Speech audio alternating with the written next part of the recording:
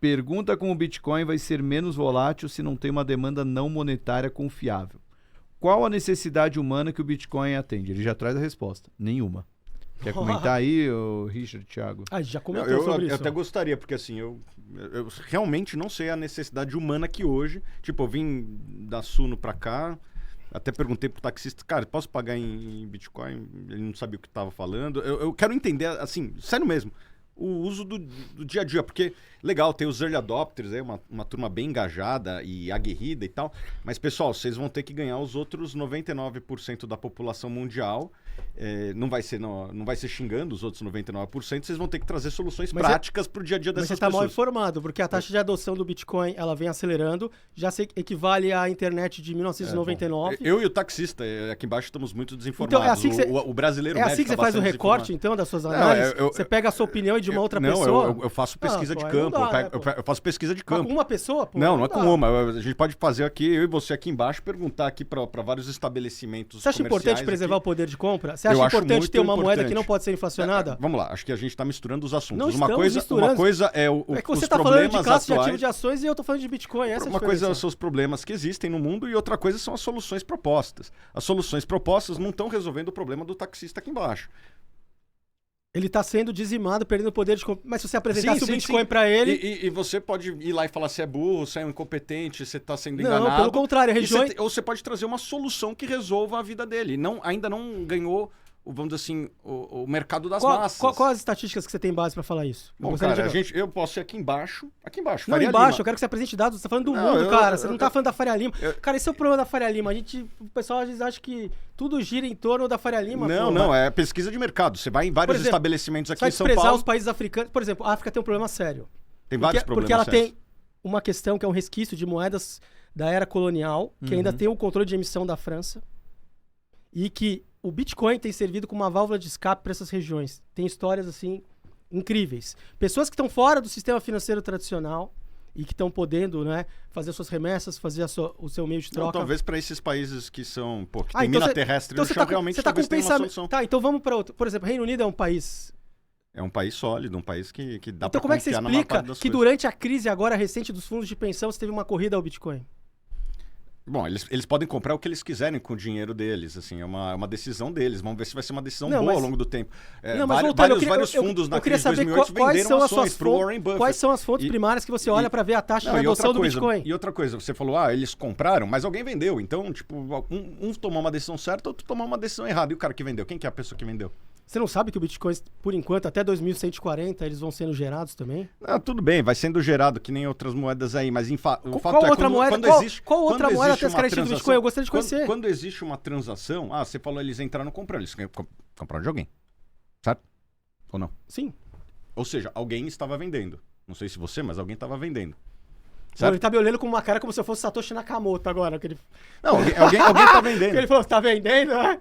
Alguém tá vendendo e beleza, alguém vai fazer um bom negócio com qualquer transação. Eu queria conhecer as fontes primárias que você usa para ver a taxa de adoção do Bitcoin, só isso. Não, eu converso aqui embaixo para ver se tem alguma utilidade no dia a dia do brasileiro médio, do cidadão global. Só para trazer um ponto de raciocínio de quem tá olhando de fora. De fato, o taxista não precisa do Bitcoin, mas até como fizeram o Superchat, tá até rindo aqui, pergunta pro Thiago Reis se ele paga o taxista com as ações do Banco do Brasil também. Não, gente, é que assim... Eu pago os dividendos do Banco do Brasil. Mas aqui no Brasil, a gente, na nossa bolha da Faria Lima... Que aliás vou receber agora dia 30. gente consegue resolver nossos problemas de troca com a moeda tradicional, mas o Richard traz um ponto bem pertinente, que são vários eventos geopolíticos pontuais e estruturais que está existindo uma solução através de criptomoedas, através de Bitcoin, através de todo esse mecanismo que não existia. Então, assim, só para trazer um pouco de racionalidade, sim. Uma pergunta simples. Você confia no Estado tomando conta da emissão de moeda? Uma coisa é essa pergunta, outra coisa é a solução para isso. E acho que aqui está a grande diferença. Você respondeu já, você não confia. Não, eu acho que o Estado, de maneira geral no mundo, ele é pouco confiável na gestão de recursos. E se ele está se expandindo justamente por não ter uma trava na emissão? Isso pode ser um problema. E aí, qual a resposta você daria? Daí é comprar o teu dinheiro aí, a sua criptomoeda, é essa a solução. É assim que você vê, então, o Bitcoin, sinceramente? É o que eu vejo, é o que, na verdade, é o que está acontecendo. Você já estudou códigos abertos e os benefícios única disso, forma do investidor de Bitcoin ganhar dinheiro é se convencer pessoas que não investem, como eu, de que é a solução. Eu não vejo nenhum problema nisso. Não é a moeda estatal tá perdendo valor. Isso realmente é um problema. Você está vendo o Bitcoin em relação ao dólar, concorda? É uma medida relativa. Então você tem as coisas igual uma taxa de câmbio, né? Um país em relação ao outro. Então uma coisa é o problema, outra coisa é a solução. Você tá olhando só o numerador, então não tem denominador? Quer dizer, a solução é só a moeda que você tem na sua Mas aí que tá, Thiago, não é você que vai dizer a solução, Exatamente. O mundo que já tá dizendo. Por isso que eu falo que se você olhar a taxa de adoção, você vai ver, já tem um componente geracional. Você acha que o Wall Street queria abraçar o Bitcoin porque acha bonito? Óbvio que não, mas porque a geração mais jovem, primeiro começa na geração mais jovem, isso vai se propagando e os caras não têm mais volta. Por que as bolsas estão querendo ficar 24 horas, 7 dias por semana? Justamente porque o jovem... E outra coisa, o próprio sentimento de ter a própria custódia daquele ativo, de não estar delegando ou terceirizando. Então, assim, os caras já são nativos digitais. E outra, é uma coisa que é pra se preocupar. Quem tem consultoria, quem tem o wealth, quem tem o caramba, gestor e o caramba. Que é, você tá tendo uma troca de guarda geracional. Então tem muita gente que tá herdando aí, não é? Uhum. Patrimônios, fortunas, etc, não é? E aí o cara chega, vai lá procurar você e vai falar, olha, eu quero me expor ao Bitcoin. Você vai falar, não é veneno de rato. Bom, a solução é comprar, então... Pô, eu queria falar uma coisa, que eu concordo, em parte, com o que o Thiago falou do Bitcoin... O Charlie Munger, né, e o Thiago falaram de o Bitcoin ser veneno de rato. Parcialmente. Por quê? Se for veneno... Se a gente considerar o rato, o rent seeker, aquele que se aproximam do poder, manipulação social, que eles botaram no vídeo lá, pra conseguir lá, vou proteger meu setor, vou fazer isso ou aquilo... Ratos, não é? Da expansão estatal a ponto de tiranias e coisas desse tipo, é um veneno de rato mesmo. Que ele incomoda pra caramba quem tá fazendo isso. Então, por isso que eu concordo parcialmente com essa história. O Bitcoin é um veneno de rato? Se você caracterizar o que é o rato, eu concordo. Eu acredito que ele resumiu muito bem qual que é o argumento de quem tá comprando o Bitcoin. Que é justamente, compre hoje, porque vai vir supostamente uma nova geração que quer comprar Thiago, mais. Ou seja, eu estou comprando por um fluxo que vai vir. Beleza, eu acho que isso aí é um argumento... Mas nem tudo é investimento, meu Deus do céu. A gente tá falando de uma expansão estatal, é uma coisa muito grave, meu Deus do céu. De aumento de tirania, meu. Isso é muito sério, meu. Isso é muito sério. Olha a onda de desglobalização no mundo. Então você pode se candidatar à prefeitura aí, vai ter eleição esse ano ou a presidência daqui você votaria 2 anos. Em mim ou não? Eu acho que eu votaria em você, então cara, porque... Vamos lá, então já tem o primeiro voto, pô. Então... e assim, vamos lá, ser sincero aqui, pô, as alternativas são muito ruins também, né? Mas enfim, o ponto é, eu acho que ele tem um argumento que vai vir um fluxo crescente de compradores, que pode ou não ocorrer. Se é esse o argumento, beleza, é uma compra, vamos dizer assim, tática, momentum, como se fala no investimento tradicional. E pode ser ou não que aconteça. Eu não sou um investidor de momento. Vou entrar nesse IPO porque vai vir um fluxo comprador ou tá vindo um fluxo comprador ali e tal. Pode até ser que aconteça. E eu acho que até vai acontecer, ou já teria acontecido, na hora que você abre as porteiras do mercado financeiro tradicional para os ETFs, de fato, eu acho que abre o mercado de cripto para o público especulativo que também existe dentro do mercado de capitais. Existe gente fazendo day trade, operando pozinho de derivativos, etc e tal. E eu acho que aqui abre uma porta para esse público vir para cá também, que é um público que não é pequeno, é relevante. Talvez isso aí seja um fluxo comprador. Eu não gosto dessa estratégia. Recomendo aí para as pessoas. Pessoal, não compre só porque vai vir um fluxo maior amanhã. Compre porque tem um fundamento sólido, o qual eu não vejo. Só isso. Salomão, tem um insight interessante de valuation, Diga, que eu acho que vale a pena, né? Que gera até uma certa confusão envolvendo, né? Como é que você vai precificar e tal, né? Depois a gente pode até falar de valuation, que esse aqui é um tema que você gosta bastante.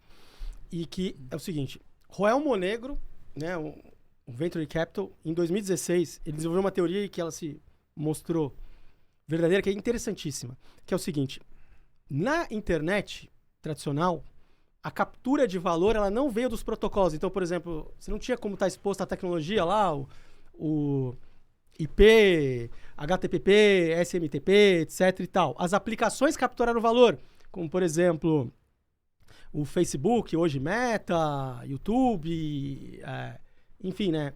Tudo relacionado à internet. Já no mundo do blockchain e do Bitcoin é o contrário. Os protocolos capturam, né, mais valor do que as próprias aplicações, porque você pode estar exposto na própria tecnologia, coisa que não acontecia. Então, meio que inverte, sabe, essa pirâmide que você tem de análise. Então, isso gera mesmo uma... Porque você fala assim, pô, como é que eu vou estar numa tecnologia e tal? Então, assim, quando você começa a partir desse pressuposto, é interessantíssimo. Depois, quando você começa também a analisar abordagens que são utilizadas em commodities, você também vai, por exemplo, commodities. Como é que eu vou avaliar o preço justo de uma commodity, o ouro e prata, ou mesmo de uma moeda, não é? Você não tem fluxo de caixa descontado? Tem até um livro que até trouxe aqui, outro. Caramba. Que é um cara que acho que... Isso é mais pesado, hein? Acho que é um cara desconhecido, né? Chama Asvat Damodaran. Será que alguém já ouviu falar dele ou não? E aí ele fala avaliação de investimentos, né, como qualquer ativo. Tudo bem que é um capítulo pequeno, mas que ele abre, né, uma porta, que é de como você avaliar ativos que não geram fluxo de caixa ou que são, por exemplo, commodities, ou até mesmo relógios, coisas assim, etc, né? Se utilizar comparação entre coisas que podem ser parecidas, ou mercados, e indo um pouquinho além até da Modaran em análise de commodities, é muito comum, por exemplo, você analisar o que a gente chama de drivers, né, vetores, para ver se tem uma tendência de alta ou baixa, não de momento, mas às vezes pode ser até longa, e que está em andamento. Então, por exemplo, principal de commodities, descompasso da oferta e demanda. Então, por exemplo, você começa a olhar lá, por exemplo, a prata. Você vê lá que está aumentando a demanda da prata para a indústria verde, alto valor agregado que a China está fazendo, assim como o cobre, e você olha lá os estoques estão em baixa, não é? Você olha lá a curva de futuros, você olha lá sentimento, você olha lá fluxo, você olha uma série de drivers e aí você tem modelagens que você consegue chegar numa resultante falando, olha, tá com uma simetria boa, não é? Ainda tá, né, com uma certa, né, um potencial de valorização e etc. Então, o que eu tô querendo dizer com tudo isso, não é? Que às vezes a gente acha que a valuation se restringe a fluxo de caixa descontado. Primeiro, fluxo de caixa descontado já tem uma série de subjetividades. Total. Não, com certeza. Boa parte do preço porque isso é uma outra coisa que a gente tem que fazer o alerta. Porque às vezes o cara fala, o preço justo, por que o preço justo não chegou, entendeu? Porque você tem premissas que você tem que assumir, não é fácil, tem que projetar coisas, taxa de desconto. Outra coisa que é bizarra, né? E é engraçado até, é a tal da perpetuidade, né? Aí você vai ver lá, pô, que coisa estranha. Aí você vai ver, pô, o maluco botou uma taxa que, pô, essa empresa aí vai crescer e vai virar a própria economia, pô, em pouco tempo. Que negócio é esse, não é? Enfim, então assim... Fica a mensagem de que tem outras abordagens de valuation que são interessantíssimas. Você tem uso de tecnologia hoje, dados alternativos, modelagens. Por exemplo, uma coisa que a gente vem utilizando bastante, que era utilizado já para os bancos centrais há algum tempo, que é entender fatores que estão contribuindo para a precificação. São modelos vetoriais autorregressivos. O nome ali técnico e tal. Mas, por exemplo, na precificação desse movimento de alta do SP500, por exemplo, ou do Bitcoin, etc., é fatores relacionados a sentimento, é de demanda, é de oferta, é da política monetária. O que está influenciando mais? Por exemplo, sentimento é um fator que quando está muito majoritário, é igual o vento no Caribe, pô. Você tá lá, de repente você vai no banheiro, volta, já tá uma tempestade, assim, a coisa muda e você tem um modo interruptor, sabe, de precificação, que é o que a gente viu em vários ativos, não é? Recentemente. Então, assim, valuation eu acho um campo extremamente interessante e tem um valuation, né, que está nascendo, né, de certa forma, do próprio mundo do Bitcoin e das criptomoedas, que é as análises on-chain, que elas estão evoluindo, estão surgindo novas métricas para acompanhar os dados que estão disponíveis, já que é o mundo da transparência, você tem acesso a esses dados, você vê o acompanhamento do que está acontecendo lá e, assim, é uma coisa assim que realmente vale a pena dar uma olhada. Interessantíssimo isso. E temos um breaking news, né? O quê? Vocês estão muito atrasados. O Barsi eu ia ler aqui. Segue um superchat pago com Bitcoin através do cartão de crédito pré-pago com cripto. Não, ele fez o cara gastar o Bitcoin já. Tem dezenas no mercado, mas olha só. Vou no mercado gastar os dividendos gerados em pilos de liquidez. Mas olha só. Valeu, Thiago. Quanto que o cara gastou? Não, eu mando outro abraço pra ele. Aparece pra gente como R$20, mas ele pagou em cripto. Precisa ver se não pagou mais do que teria pagado se tivesse pago diretamente. Certamente ele gastou muito mais tempo dele, né? O que mostra que talvez não seja tão prático assim, pelo menos hoje.